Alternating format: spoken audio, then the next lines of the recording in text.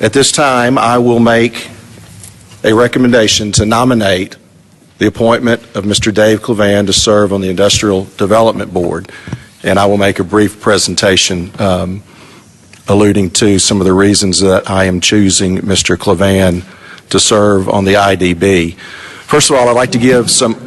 Yep. Is tonight the appropriate time to do that? If we're going to have the discussion at our next regularly scheduled meeting, should you reserve those comments for that might as well meeting? give you enough time to chew on what I say tonight. Fair enough. There you go.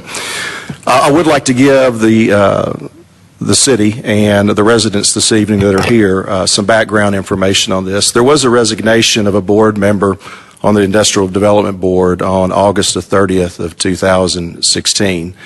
That board position remained unfilled and could have been filled at any point in time based on my recommendation to move that forward.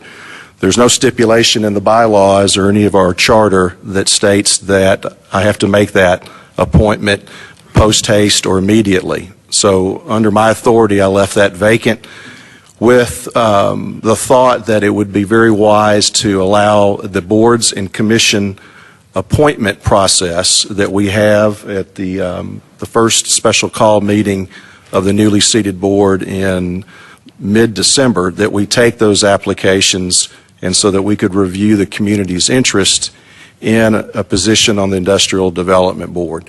So my thought was August 30th, we could wait a few months, 3 months, and make an appropriate decision. At that point in time, one person came forward and wanted to serve on the Industrial Development Board.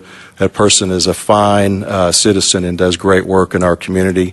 I spoke with that person this afternoon as well. There have been countless examples of us making fulfilling positions after our December 20th special call meeting. We just had that example at our last board meeting with Historic Commission members. I do want the public to feel comfortable that the deadline for applications to serve on a board and commission is not required by the charter. It's only a requirement to create an orderly process and to motivate the community that there's a due date and to create a sense of urgency.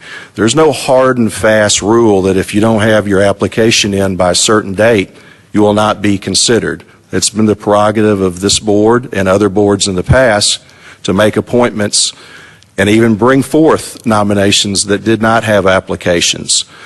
So the point of making or meeting a deadline was just simply a deadline that we impose on our own community so that people will know they need to get their applications in. When the position was open, the past commissioner, that board member that served on the IDB, served for a couple of years and resigned that position, and the resignation phone call to me mentioned that he was resigning due to his profession being in land planning and engineering, and that he felt that the city was going through an extensive amount of economic development.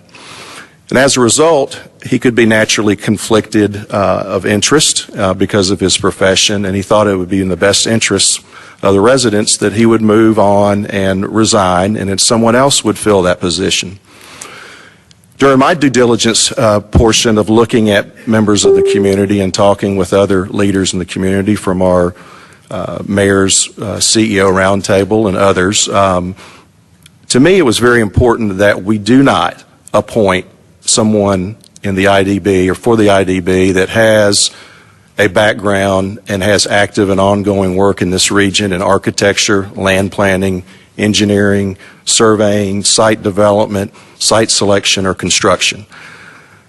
I would like to remove the ability of having conflict of interest from a natural state. And so my thought was that we needed to find someone that did not have that background so that we wouldn't have future conflicts of interest, and we would put that person in a precarious situation where they would have to make a decision.